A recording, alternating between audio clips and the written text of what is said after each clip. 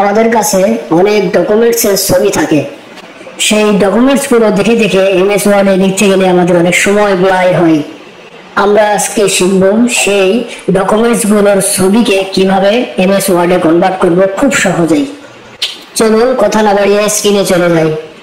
আমরা আমাদের ফোনের যেগুলো একটি ব্রাউজার ওপেন করে নেব, প্রি পোস্ট লিখে সার্চ করব।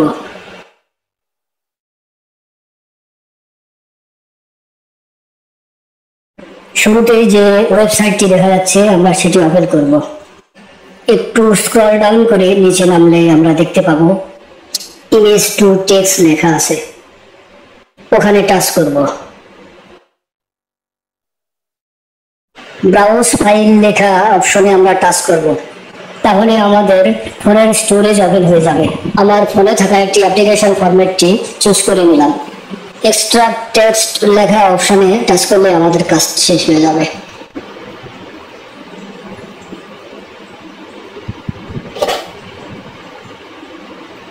দেখুন আমাদের কাঙ্ক্ষিত রেজাল্ট চলে আসছে, যে এখানে আমাদের লেখাগুলো আসলে স্টার্ট হয়ে গেছে।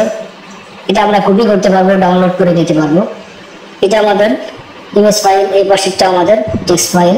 এটা আমরা কপি করে আমাদের নোটে পেস্ট করে নেব, তাহলে দেখতে আমাদের সুবিধা হবে। নোটটা ওপেন করে নিলাম, আমরা এখানে পেস্ট করে দেব।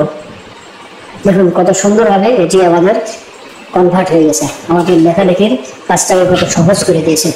Thank you. এরকম গুরুত্বপূর্ণ ভিডিও পেতে পেজটি ফলো দিয়ে রাখুন।